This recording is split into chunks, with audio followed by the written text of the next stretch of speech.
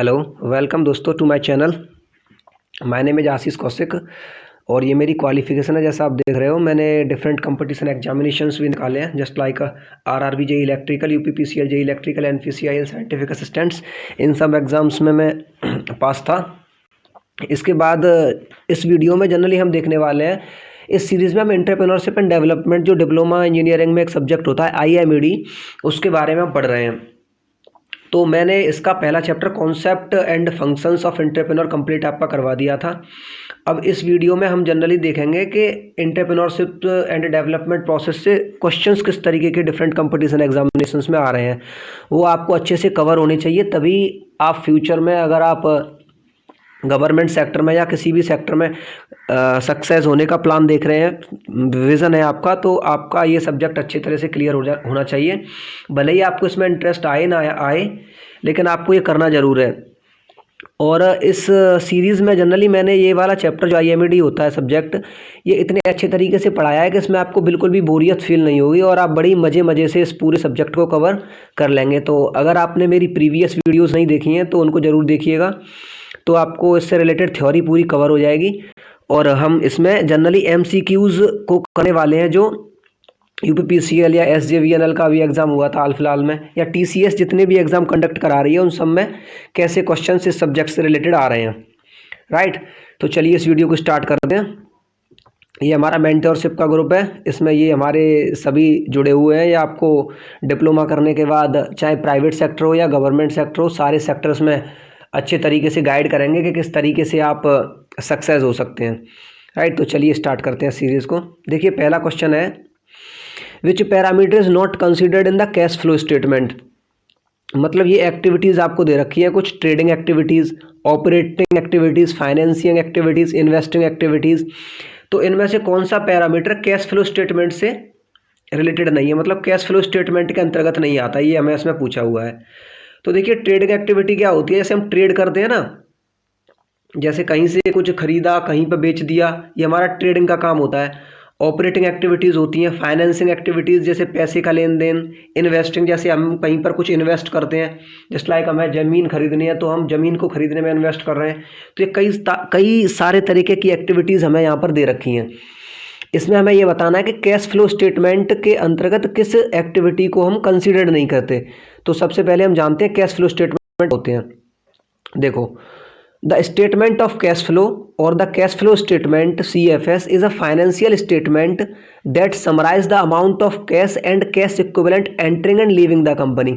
मतलब अगर आपकी कोई ऑर्गेनाइजेशन है, कंपनी है, तो वो अमाउंट, पूरा कैश का अमाउंट जो आप किसी कंपनी में एंटर करते हैं या उससे निकालते हैं। मतलब जैसे आपने कोई प्रोडक्ट बनाया, तो प्रोडक्ट बनाने में आपको कैश की ज़रूरत पड़ेगी ना, पूरा आपको मशीनरी वगैरह ये सब कुछ लगाना पड़ेगा, तो उधर आपको कैश की ज़रूरत है। तो वो तो आप उस कंपनी में कैश को एंटर कर रहे हो, और जब आप प्रोडक्ट को बेच के पैसा कमाओगे, कैश कमाओगे, तो वो उधर से आप पैसा लेके आ रहे हो। तो मतलब एंटरिंग और लीविंग अ कंपनी, जो पैसा कंपनी से बाहर जाता है या कंपनी के अंदर आता है, वो सारा का सारा जो प्रोसेस है वो कहलाता है हमारा कैश फ्लो स्टेटमेंट।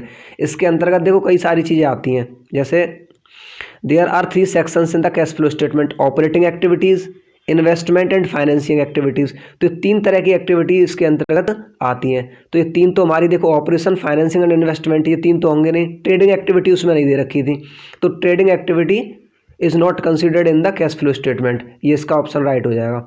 तो इस तरीके से छोटे मोटे क्वेश्चंस आपको इन एग्जाम्स में पूछता है, वो आपको बस क्लियर होना चाहिए। इसमें आपको कोई बहुत ज़्यादा डीप में पढ़ने की ज़रूरत नहीं है। आप जो मैंने प्रीवियस लेक्चर अपने बनाए हैं, वीडियोस बनाई हैं थ्योरी की, अगर आप उसे 2-3 बार देख लेंगे और एक बार PDF डाउनलोड करके बस उसे ऐसे ही रिवाइज़ कर लेंगे हल्का फुल्का, तो आपका काम हो जाएगा। इसके बाद नेक्स्ट क्वेश्चन है, which channel is preferred for providing goods और services to the market place. जैसे मार्केट प्लेस हमारा, जैसे हम इधर, हमारी एक कंपनी है, किसी मार्केट से दूर दराज इलाके में हमारी कंपनी है और अपना प्रोडक्ट हमें मार्केट प्लेस में पहुंचाना है। तो उसके लिए हमें कौन सा चैनल यूज़ करना पड़ेगा? ऑब्वियसली मार्केट चैनल इसमें हमें यूज़ करना पड़ेगा। जैसे ये हमारी कंपनी है, इधर इसका यूजेज है, यहाँ पर इसका कंज्यूमर्स मोस्टली इधर के, इसके कंज्यूमर्स इधर हैं। जैसे सपोज करो ये हमारा एक पावर प्लांट है, तो पावर प्लांट लोड सेंटर से कितना दूर होगा? अब हमें बिजली कहाँ पहुँचानी है? लोड सेंटर में। तो वो ट्रांसमिशन लाइन के थ्रू पहुंचाते हैं ना, ऐसे ही अपना प्रोडक्ट मार्केट प्लेस में पहुंचाने के लिए हमें किसकी ज़रूरत होती है? मार्केटिंग चैनल्स की। तो इसका बी ऑप्शन राइट है। नेक्स्ट क्वेश्चन है, which is the last stage of the product planning and development process. मतलब अगर हमें कोई प्रोडक्ट बनाना है या डेवलप करना है तो उसके लिए एक प्रोसेस होती है ना पूरी, कौन से स्टेप्स हमें इसमें लेने होते हैं, ये इस क्वेश्चन में जनरली पूछा गया है। तो चलिए देखते हैं इसके बारे में। 5 phases guide the new product development process of A small business. अब अगर आप किसी छोटी बिजनेस में कोई प्रोडक्ट बना रहे हैं तो 5 फेजेस इसके अंतर्गत आते हैं। फर्स्ट होता है आइडिया जनरेशन, दूसरा होता है स्क्रीनिंग, तीसरा होता है कॉन्सेप्ट डेवलपमेंट, फिर product development and finally commercialisation. तो देखिए सबके बारे में हम एक एक करके देखने वाले हैं। सबसे पहले आइडिया जनरेशन। ये मैंने आपको प्रीवियस क्लासेस में भी बताया है कि आइडिया जनरेशन क्या होता है। सबसे पहले आप एक सोसाइटी में गए, उधर आपने देखा कि यार उस सोसाइटी में ज़रूरत किस चीज़ की है, वहाँ किस चीज़ की कमी है, वही चीज़ आपको बनानी है। अब उस चीज़ को बनाने के लिए सबसे पहले आपको क्या करना पड़ेगा? आइडिया जनरेट करना पड़ेगा कि किस तरीके से हम इस सोसाइटी की रिक्वायरमेंट को फुलफ़िल कर सकते हैं। अब एक आइडिया तो जनरेट होगा नहीं, आप क्या करोगे? डिफरेंट एंटरप्रेन्योर जो है वो एक साथ बैठेंगे और एक आइडिया जनरेट करेंगे। अब सबके अलग अलग विचार होंगे, कोई कुछ बताएगा, कोई किसी तरीके से उसको फुलफ़िल करने के लिए अपना आइडिया बताएगा, कोई किसी तरीके से, कोई किसी तरीके से, ऐसे डिफरेंट सॉर्ट ऑफ आइडियाज़ हमारे पास एक कलेक्शन ऑफ आइडियाज़ हो जाएगा। अब उन आइडियाज़ में से हम स्क्रीनिंग करेंगे। सेकंड फेजेस क्या आता है? स्क्रीनिंग। उन आइडियाज़ में से कुछ आइडियाज़ को निकालेंगे जो वाकई में सही है, इकोनॉमिकल है। अब वो होता है स्क्रीनिंग फेज़। अब उन आइडियाज़ को निकालने के बाद उन आइडियाज़ पर काम करना चालू करेंगे कि इन आइडिया को हम रियलिटी में कैसे कन्वर्ट कर सकते हैं। उसके लिए हमें क्या करना पड़ेगा? Concept development. किस कॉन्सेप्ट के बेसिस पर हमें प्रोडक्ट बनाना है। अब अगर एक बार हमें कॉन्सेप्ट मिल गया कि इस कॉन्सेप्ट में हमें काम करना है, उसके बाद प्रोडक्ट को डेवलप्ड कर देंगे और फिर कॉमर्शियलाइजेशन, मतलब पैसा वैसा कितने रेट रखना है, क्या करना है, ये सब कुछ उसके बाद हमारा स्टेज आता है। सबसे लास्ट स्टेज क्या है? कॉमर्शियलाइजेशन। तो यही इसमें पूछा गया। देखो, which is the last stage of the product planning and development process में सबसे लास्ट स्टेज किसका आता है? कॉमर्शियलाइजेशन का, है ना। सिंपल क्वेश्चन पूछ रहा है, बस आपको पता होना चाहिए इससे रिलेटेड। नेक्स्ट क्वेश्चन आता है, arrange the following in the correct order of steps in the project management life cycle. वही अगर आपको कोई प्रोजेक्ट बनाना है या कोई प्रोडक्ट बनाना है तो उसके लिए क्या क्या आपको देखना पड़ता है, मतलब कौन से स्टेजेस हैं, कौन से स्टेजेस से आपको गुजरना पड़ता है, वो आपको सही क्रम में लगाने हैं। तो देखो सबसे पहले मैंने आपको बताया था, ये इसमें देखो 4 ऑप्शन दे रखे हैं: design, marketing, analysis and evolution, inspection, testing and delivery. तो देखो सबसे लास्ट वाला तो डिलीवरी होगा। 4th नंबर पे तो देखो हम इसे सेट कर देते हैं, लास्ट में डिलीवरी करेंगे प्रोडक्ट की। अब देखो सबसे पहले हम क्या करेंगे? सबसे पहले हम किसी सोसाइटी में जाएंगे और वहाँ एनालिसिस करेंगे कि किस तरीके की प्रोडक्ट की ज़रूरत है इधर, राइट। तो सबसे फर्स्ट नंबर पर कौन सा आ जाएगा? Analysis and evolution. तो 3 सबसे पहले नंबर पर 3rd, सबसे लास्ट नंबर पर 4th। आंसर तो आपको इधर से ही मिल गया। तो इस तरीके से आपको क्या करना है, जब आप पेपर दो तो ऑप्शंस को इग्नोर करना सीखो। कौन सा ऑप्शंस हम स्किप करना किस तरीके से हम ऑप्शंस को स्किप कर सकते हैं। अब जैसे लास्ट पे 4th आ गया, पहले पे 3rd आ गया, ये ऑप्शन तो आपको यहीं से मिल गया। अब चलो पूरा देख लेते हैं इसमें। सबसे पहले एनालिसिस एंड इवोल्यूशन करेंगे, उसके बाद फिर हम देखेंगे मार्केटिंग, उसके बाद हम क्या करेंगे? मार्केटिंग। मतलब मार्केटिंग में जो हमने सबसे पहले हमने एनालिसिस किया, पता किया कि किस चीज़ की ज़रूरत है इधर। अब मार्केटिंग हमने करी, मार्केटिंग में हमने लोगों से पूछा कि कैसा प्रोडक्ट बनाया जाए ताकि वो उसे सही तरीके से परचेज कर सकें और इजीली अफोर्ड कर सकें उसे। मार्केटिंग करने के बाद अब हमें पता चला कि इस सोसाइटी में इस तरीके के लोग रहते हैं, इतनी कीमत इसकी होनी चाहिए, इस तरीके की हमें डिज़ाइन करनी है प्रोडक्ट की कि इसकी कीमत, जैसे कोई लो क्लास सोसाइटी है तो 100 रुपये हमें किसी की कीमत रखनी है। मतलब एक तरीके से प्रोडक्ट की क्वालिटी भी अच्छी रहे और पैसा भी सबसे ज़्यादा नहीं हो। जैसे मार्केट में आपने क्या किया, आपने एक मोबाइल फ़ोन बनाया 11,000 रुपये का, 4 GB रैम में है। अब 4 GB रैम में ऑलरेडी एक मोबाइल 8,000 रुपये का आ रहा है, तो लोग आपके मोबाइल को क्यों परचेज़ करेंगे? वो तो 8,000 रुपये वाला परचेज़ करेंगे। तो उसी तरीके से आपको क्वालिटी एंड रेट में पूरा एक बैलेंस रखना है। तो मार्केटिंग करने के बाद अब क्या करोगे आप? अब एक डिज़ाइन करोगे इस प्रोडक्ट की, सो दैट क्वालिटी और प्राइस मेंटेन रहे। उसके बाद आप उस प्रोडक्ट की डिलीवरी कर दोगे। तो कितना सिंपल क्वेश्चन है, थोड़ा बस दिमाग लगाना है आपको। नेक्स्ट क्वेश्चन आता है, which of the following bank is known as the first development bank of India. तो IFCI, industrial finance corporation of India limited, ऐसा कुछ इसकी डेफिनेशन है, ये इसका होता है। Which of the following banks is known as the first development bank of India, मतलब पहली डेवलपमेंट बैंक कौन थी इंडिया की? IFCI। इसके बाद आता है which standard are embedded in a quality management system within a organisation. एक ऑर्गेनाइजेशन में अगर हम कोई प्रोडक्ट बना रहे हैं तो उसकी क्वालिटी स्टैंडर्ड किसके अनुरूप होनी चाहिए? तो ये आप सभी को पता होगा, ISO 900। अगर आप किसी प्रोडक्ट को घर में अगर आप प्रेस वगैरह या कोई भी प्रोडक्ट देखेंगे तो उस पर लिखा होता है ISO 900। ये एक स्टैंडर्ड ऑर्गेनाइजेशन है जो उनको क्वालिटी को बताती है कि हाँ इसकी क्वालिटी अच्छी है। इसके बाद हमारा एक आता है a class of ownership that has a higher claim on asset and earning that a common stock holder is known as. मतलब क्या है, जैसे कोई कंपनी होती है, कोई एक इंडिविजुअल तो कंपनी को ओपन नहीं करता, इसमें डिफरेंट लोगों के शेयर लगे होते हैं। 50% शेयर है, किसी का 30% शेयर है। इन शेयर के अकॉर्डिंग ये इस कंपनी की प्रॉफिट से अर्न करते हैं, राइट। तो इसमें देखो एक प्रेफर्ड स्टॉक होल्डर होता है, उसकी डेफिनेशन ये होती है प्रेफर्ड स्टॉक होल्डर को कंपनी से कोई मतलब नहीं है, उसका पूरा का पूरा फोकस किस पे रहता है? अर्निंग पे, असेट एंड अर्निंग। देखो इसकी डेफिनेशन दे रखी होगी, इधर से देखते हैं, ये इधर शायद लगाई नहीं है मैंने। बस आपको इतना ध्यान रखना है कि प्रेफर्ड स्टॉक होल्डर जो होता है बस उसे मतलब किससे? अर्निंग से, कंपनी में कितनी अर्निंग हो रही है और उसकी क्या एसेट्स हैं वो सब उसे देखने होते हैं, और उससे कोई मतलब नहीं किसी चीज़ से, है ना। तो earning per based stock holder कौन सा होता है? Preferred stock holder. नेक्स्ट होता है, नेक्स्ट हमारा क्वेश्चन आया था इसमें, the equation asset is equal to liabilities plus equity.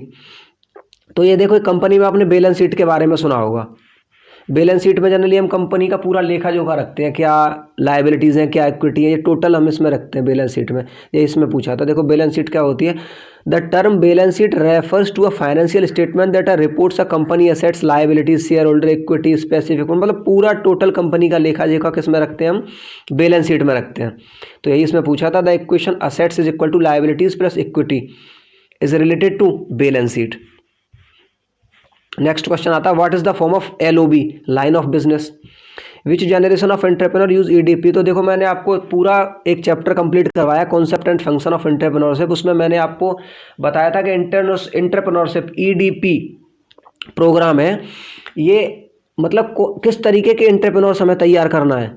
इस प्रोग्राम के तहत किस तरीके के एंटरप्रेन्योर हमें प्रोग्राम वो तैयार करना है EDP प्रोग्राम के तहत। तो देखो फ्यूचर जनरेशन के जो एंटरप्रेन्योर हैं, मतलब भविष्य में जो आने वाले एंटरप्रेन्योर हैं, वो इस प्रोग्राम के तहत हमें तैयार करने का मेन उद्देश्य है, जिससे वो समय समय पर इनोवेशन कर सकें, नए नए आइडियाज़ को सोच सकें और अपनी सोसाइटी की हेल्प कर सकें या कुछ भी अर्न प्रॉफिट कर सकें, अपना अर्निंग कर सकें। फ्यूचर जनरेशन ऑफ एंटरप्रेन्योर्स हमें इसके अंतर्गत तैयार करना है, राइट। इसके बाद हमारा आता है, देखो ये मॉडल उद्यमी मतलब मॉडर्न एंटरप्रेन्योरशिप की सफलता के बिल्डिंग ब्लॉक्स में से किसी एक के रूप में निम्न में से किस कारक के विचार नहीं किया जाता। मतलब इस क्वेश्चन का भाव ये है कि अगर कोई एंटरप्रेन्योर है तो उसमें कौन सी प्रॉपर्टीज़ होनी चाहिए। तो देखो रिस्क टॉलरेंस मैंने आपको बताया था होना चाहिए, विजनरी दूरदर्शी होना चाहिए कि हमारा प्रोडक्ट भविष्य में बिकेगा या नहीं बिकेगा, चलेगा या नहीं चलेगा, ये सब कुछ उसे पता होना चाहिए। इनोवेशन, ये तो बड़ा ही, innovation is the hallmark of entrepreneurship, ये मैंने आपको एक इंडिविजुअल हेडिंग में करवाया था, है ना। तो ये 3 क्वालिटी उसके अंदर होनी चाहिए। बिजनेस की नॉलेज अगर उसे नहीं भी है तो भी चलेगा, बट रिस्क टॉलरेंस, रिस्क लेने वाला होना चाहिए, विजनरी होना चाहिए, भविष्य में प्रोडक्ट चलेगा या नहीं चलेगा, किस तरीके का मुझे प्लानिंग करना है, ये सब कुछ उसे पता होना चाहिए। इनोवेटिव तो होना ही चाहिए। तो इसका ये इसमें ये पूछा है कि कौन सी प्रॉपर्टीज एंटरप्रेन्योर के अंदर नहीं होनी चाहिए। तो बिजनेस अवेयरनेस अगर नहीं भी है तो भी चल जाएगा। ये MSMED एक्ट 2006 के बारे में पूछा, ये हमारा नेक्स्ट चैप्टर में आएगा। इसमें ये पूछा छोटा उद्यम कितने रुपए तक का होता है। मतलब छोटा उद्यम वह उद्यम होता है जहां हमारा प्लांट और मशीनरी पे पूरा खर्च जो है ना, अगर 5 करोड़ रुपए से कम है तो वो स्मॉल एंटरप्राइजेस के अंतर्गत आएगा, सही है। इसके बाद सुम्पीटर के अनुसार, सुम्पीटर मैंने कितने अच्छे तरीके से आपको बताया था। सुम्पीटर मतलब वही, जैसे मेरी भी सुन लो, इनोवेशन वाली क्वालिटी जिसमें होती थी, प्रीवियस लेक्चर्स को देखना, बड़े ही अच्छे तरीके से मैंने इसको डिफाइन किया था। सुम्पीटर मतलब सुन ले, मेरी भी सुन ले। सुम्पीटर ने एंटरप्रेन्योर को किस तरीके से डिफाइन किया था कि उसमें एक क्वालिटी होती है किसकी? इनोवेशन की क्वालिटी होती है। तो उसने उद्यमी को 4 तरीके से बांटा था सुम्पीटर के अनुसार। उद्यमी 4 तरीके से था। और शुम्पीटर ने एंटरप्रेन्योर को क्या कहा था कि उसमें क्वालिटी किसकी होती है, इनोवेशन की, राइट। ये आपको आई होप पता है। इसके बाद आता है which of the following pair of entrepreneurial organisation ownership pattern is correct. कौन सा करेक्ट है इसमें, partnership, sole ownership, cooperative enterprise, collective ownership. देखो ये इंग्लिश में लिखे हुए हैं तो शायद आपको समझ में ना भी आए। देखो सोल ओनरशिप का मतलब होता है एकल स्वामित्व। तो अगर किसी कंपनी पर एक ही इंडिविजुअल का अधिकार होगा तो पार्टनरशिप तो नहीं हुई ना, वो तो खुद की उसकी कंपनी हो गई, तो ये तो गलत है। सोल ओनरशिप का मतलब होता है एकल स्वामित्व, एक अधिकार किसी कंपनी पर अगर किसी एक ही व्यक्ति का अधिकार है तो उसमें पार्टनरशिप कहाँ हुई। दूसरा आता है कोऑपरेटिव एंटरप्राइज। कोऑपरेटिव एंटरप्राइज का मतलब है कि एक पूरा कॉर्पोरेशन मतलब पूरा ग्रुप, तो कलेक्टिव ओनरशिप यही सही है इसमें, है ना। पहला गलत है, दूसरा सही है। कलेक्टिव ओनरशिप का मतलब है किसी कंपनी पर 5 या 7 लोगों का अधिकार हो, तो उसी को तो कोऑपरेटिव एंटरप्राइज बोलेंगे, तो दूसरा इसका सही है। इसके बाद ये मेरे क्लासेस हैं, ये आपको देखनी है पूरी। तो मेरा बस ये क्वेश्चन दिखाने का एम बस यही है कि इस तरीके के क्वेश्चंस देखो आजकल हर एक कंपटीशन एग्जामिनेशन में आ रहे हैं, तो आपको भी इनोवेटिव होना है, उसी तरीके से आपका कंपटीशन एग्जाम कोई भी निकलेगा। अगर आप ट्रेडिशनल सब्जेक्ट को ही फोकस करेंगे, उनको ही पढ़ते रहेंगे, तो आप मार्क्स तो अच्छे ले आएंगे लेकिन सिलेक्शन नहीं ले पाएंगे। सिलेक्शन अगर आपको चाहिए तो आपको कुछ ऐसी सब्जेक्ट्स भी पढ़नी पड़ेंगी जो 2-4 क्वेश्चंस पूछते हैं उनमें से, लेकिन जो बड़े ही इंपॉर्टेंट हैं, आपको करना बेहद ही आवश्यक है उनको। और ये 2-4 दिन में पूरी सब्जेक्ट हो जाएगी, एक दिन में ही सब्जेक्ट पूरी हो जाएगी। ये 10 या 12 वीडियो हैं इसकी, पूरी IMED ख़त्म हो जाएगी, पूरे सब तरीके के क्वेश्चन मैं इसके अंतर्गत करा दूंगा। बस आपको क्या करना है, मेरे चैनल को सब्सक्राइब करना है और ग्रो करवाना है चैनल को। सब्सक्राइबर बढ़ाइए, लाइक्स बढ़ाइए, शेयर करिए चैनल को, तो फिर आपको पूरा कंटेंट IMED का आप मेरे ऊपर छोड़ दीजिए, मैं बड़े ही अच्छे तरीके से रिसर्च कर करके पूरा आपको ये कंटेंट प्रोवाइड कर दूंगा। Thank you very much and please subscribe my channel.